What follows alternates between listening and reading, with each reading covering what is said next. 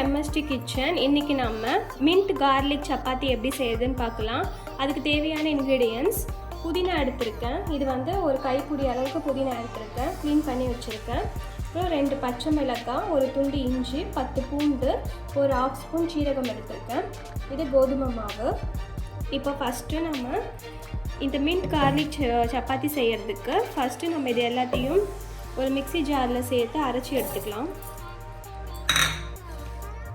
தண்ணி ஊற்றணும்னு அவசியம் இல்லை, அப்படியே அரைச்சி எடுத்துக்கலாம்.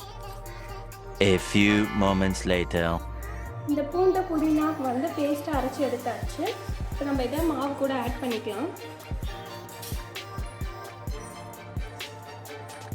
ஆட் பண்ணி நல்லா மிக்ஸ் பண்ணி விட்டுக்கலாம்.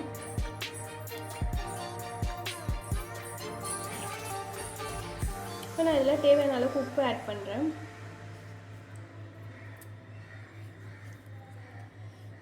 ஆட் பண்ணி நல்லா மிக்ஸ் பண்ணி விட்டுக்கலாம்.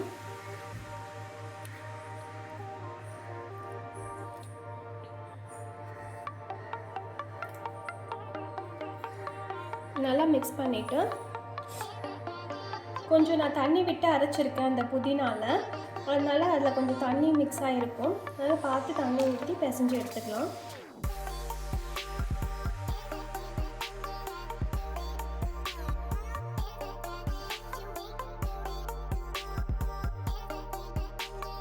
இதில் 1 ஸ்பூன் ஆயில் ஆட் பண்ணி பிசைஞ்சிக்கலாம். நம்ம சப்பாத்தி மாவு வந்து நல்லா அழுத்தம் கொடுத்து பிசையணும், அப்போ தான் சப்பாத்தி நல்லா சாஃப்டாக வரும். A few moments later. மாவு நல்லா பிசைஞ்சு ஒரு 1/2 அன் ஹவர் ஊற வச்சாச்சு. இப்போ இதில் நம்ம ஒரு பால் பண்ணிக்கலாம்.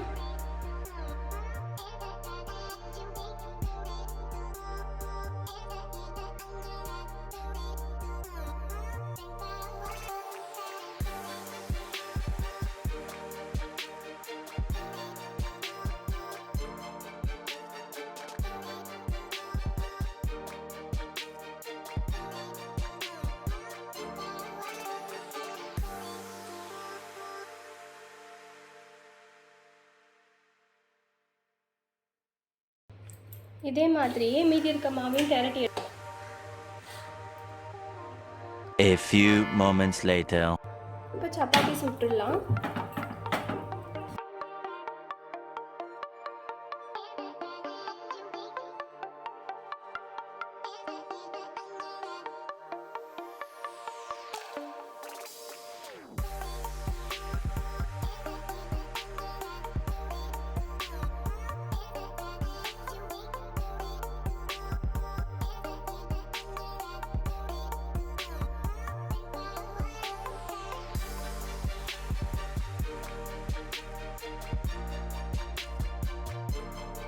மின்ட் கார்லிக் சப்பாத்தி ரெடி ஆகிடுச்சு. இதை நீங்களும் ட்ரை பண்ணி பார்த்துட்டு மறக்காமல் எப்படி இருக்குன்னு கமெண்ட் பண்ணுங்கள்.